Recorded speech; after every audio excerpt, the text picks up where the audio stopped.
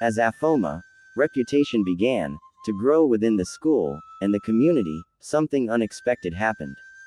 One day, while she was volunteering at a local orphanage, a woman approached her with a business card. The woman was kind, with a warm smile that immediately put Afoma at ease. "My name is Ngozi," the woman said. "I work with an organization that helps young people who've gone through difficult times, just like you.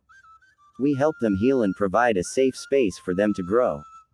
We've heard about your transformation, Afoma, and we'd love to have you come work with us."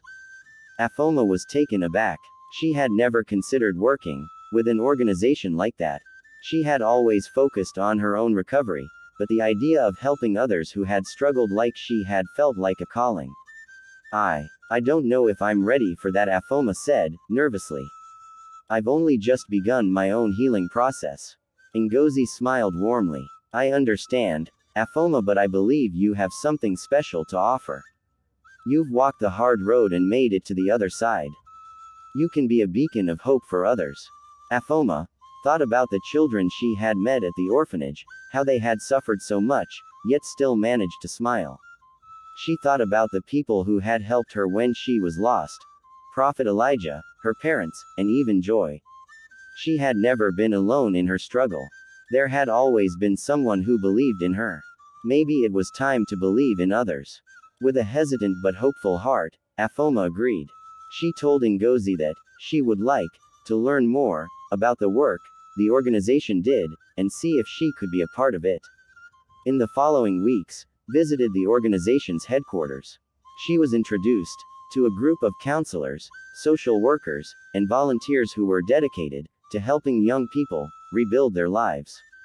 She met some of the young people they were helping, each with their own story of pain, loss, and fear.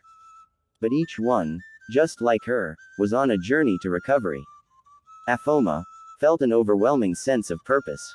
"I want to help them," she said one evening, as she spoke with Ngozi. "I want to be the person who shows them that no matter how dark it gets, there is always a way out." Ngozi nodded, clearly pleased. "I knew you'd feel this way, Afoma. You have a unique gift. The gift of understanding. You can connect with these young people in ways that others can't.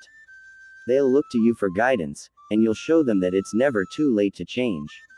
As Afoma began working with the organization part-time, guiding youth who were struggling with their own battles, she shared her story with them, not as someone who had all the answers, but as someone who had walked through the darkness and emerged on the other side.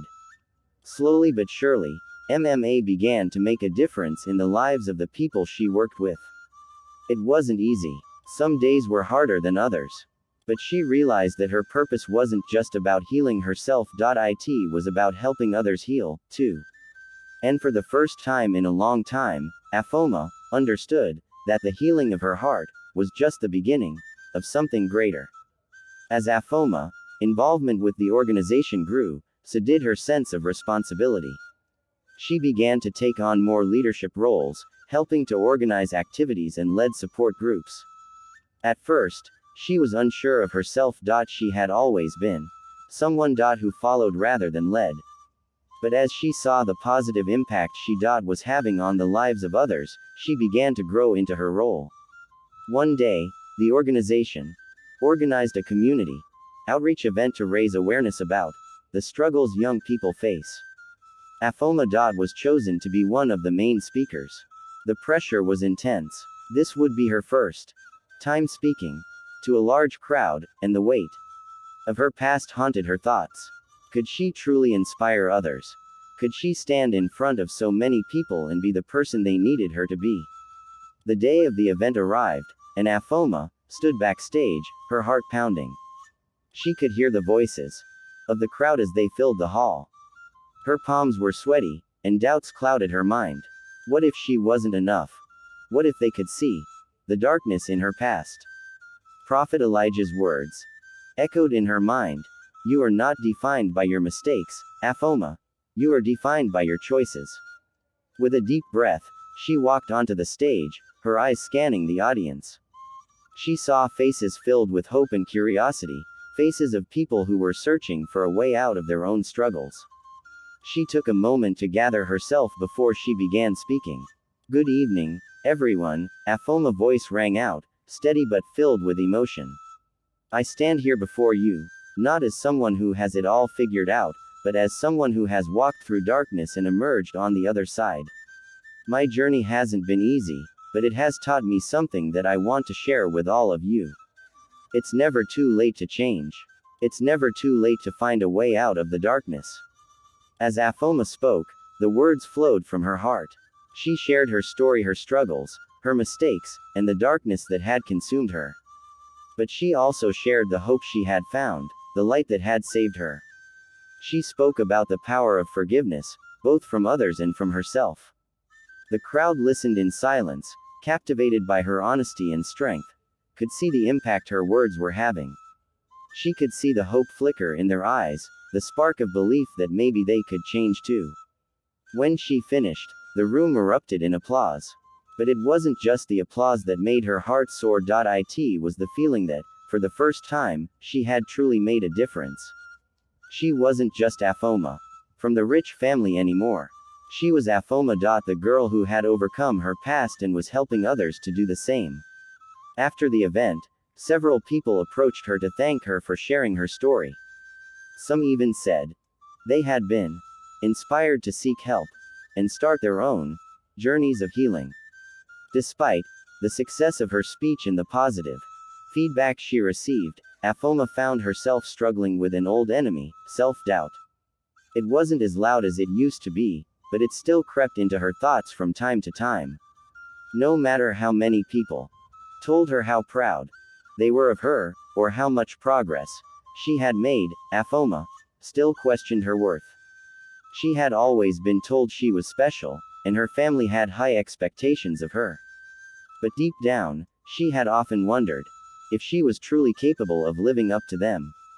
Her past had taught her that she wasn't immune to failure, and sometimes, the fear of repeating her mistakes haunted her. One evening, as Afoma sat alone in her room, she stared out the window at the night sky. Her mind raced, filled with questions. Am I really the person everyone believes me to be? What if I fall back into the darkness?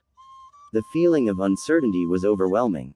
She had worked so hard to change, but could she sustain it? Could she continue being the leader everyone needed her to be? That night, she took out her journal and began writing down her thoughts. Writing had always been a way for her to make sense of the chaos in her mind. She wrote about her fears, her doubts, and the weight of the expectations placed upon her. She wrote about the guilt that still lingered, and how sometimes it felt like she could never escape the shadows of her past. But as she wrote, something shifted inside her. Afoma realized that she didn't have to be perfect. She didn't have to have all the answers or always be strong. What mattered was that she was willing to keep moving forward, no matter how many times she stumbled. The next day, she spoke to Prophet Elijah about her struggles. I feel like I'm not enough, admitted, her voice trembling. I've come so far, but I'm afraid that I'll mess everything up. The prophet listened carefully, nodding as she spoke. When she finished, he smiled gently and placed a hand on her shoulder. Afoma. The greatest leaders are not those who have it all together, but those who are willing to be vulnerable and keep trying. You've already shown great strength, not in your perfection, but in your willingness to change, to heal, and to help others. Don't let your fear hold you back. Afoma nodded, feeling a weight lift off her shoulders. She wasn't perfect, and that was okay. Her journey was hers alone, and there would always be bumps along the way. But what mattered was her heart, her willingness to continue moving forward, with faith and determination. Just as Afoma thought she had fully left her past behind, it found a way to catch up with her. It came in the form of a letter, delivered to her home one afternoon. The letter was from her old friends she had once been close to before her dark turn. It had been years since she had heard from them, and the letter was a painful reminder of the person she used to be. Opening the envelope, Afoma's fingers trembled. The letter was filled with angry words and accusations. They blamed her for everything that had gone wrong in their lives since she left them. They called her weak, manipulative, and cursed her for the things they believed she had done to them. Afoma read the letter over and over, the sting of their words cutting deep into her heart. She knew, deep down, that this was part of her journey. Dealing with the people she had hurt, the relationships that had been fractured. But it didn't make it any easier. That night, she couldn't sleep. She tossed and turned, unable to shake the weight of the letter. Her old friends had been a big part of her life, and to see them still angry, still blaming her, left her feeling like she hadn't truly moved on. What if they were right? What if she hadn't changed at all? The next day, Afoma went to see Prophet Elijah.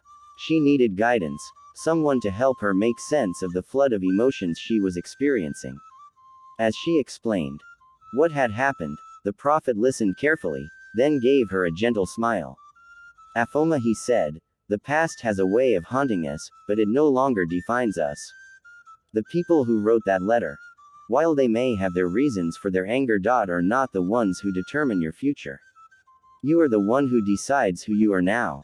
You have the power to let their words shape your actions, or you can choose to rise above them and continue on your path of healing.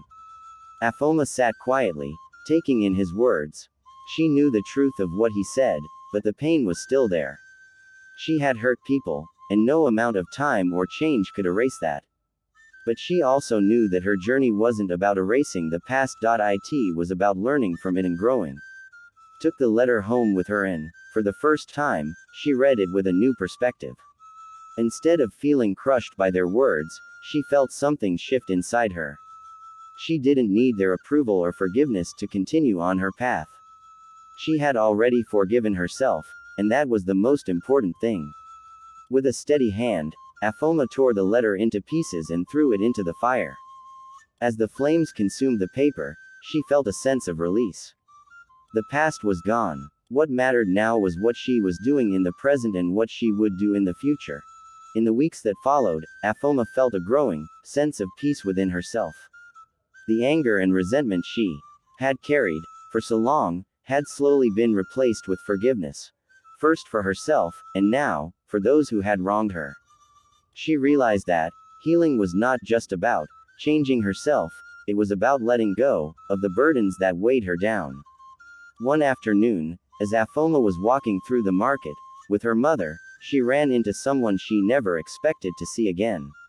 It was her old friend, Adaze, the one who had once been her closest companion before everything had gone wrong. Adaze stood before her, looking just as stunned as Afoma felt. For a moment, the two of them just stared at each other. The years apart had made them strangers in some ways, but the bond they had once shared was still there, lingering in the air between them. Afoma, Adaze said softly, her voice laced with hesitation. I never thought I'd see you again. Afoma took a deep breath, her heart racing. This was it. The moment she had feared. The chance to face the past, to confront the person she had once been. I didn't expect to see you either, Afoma replied, her voice steady but filled with emotion. I heard what happened after I left. I'm sorry, Adaze. I hurt you, and I know it's not something I can undo, but I want you to know that I'm truly sorry. Adaze's eyes filled with tears. Afoma, have carried so much anger in my heart for you. For a long time, I couldn't forgive you. But now, I see that you've changed. I see the person you are now, and I know it's not the same person who hurt me. Afoma stepped closer, her heart opening as she spoke. I can't change the past, Adaze. But I can choose to be different now. I've had to learn how to forgive myself, and I want to ask for your forgiveness too. It's the only way I can truly move forward. There was a long silence between them, the weight of the past hanging in the air. Then, Adaze reached out and hugged Afoma. I forgive you, Afoma. I know it wasn't easy for you, and I'm glad to see that you've found peace. Maybe we can start over, one day. Afoma smiled, tears welling in her eyes. I'd like that. I truly would. The embrace was more than just a reunion. It was a moment of healing. Afoma knew that the road ahead wouldn't always be easy, but she had learned that forgiveness wasn't just for the other person. It was for herself. It was the key to her freedom, her peace, and her future. As the months passed, Afoma's transformation continued, and so did her work with the organization. She felt more connected to the people she was helping, her passion growing with each person she assisted. She wasn't just helping them overcome their struggles, she was helping them discover a new sense of purpose, just as she had found hers. One afternoon, while visiting the organization's new center for at-risk youth, Afoma had an idea. The center was a safe space, offering counseling, mentorship, and educational support to those who had fallen through the cracks. But as Afoma looked around, she realized there was something missing. A space where the youth could express themselves creatively. A place where they could not only heal but also find joy in the process. Afoma spoke to Ngozi, who had become her mentor and close friend, about her idea. What if we created a creative arts program? Afoma suggested. A place where the kids could explore music, art, and theater. It could be a way for them to express their emotions, to show that they are more than their struggles. Ngozi smiled, her eyes lighting up. I think that's a brilliant idea, Afoma. The arts have a unique power to heal, to transform. You're right.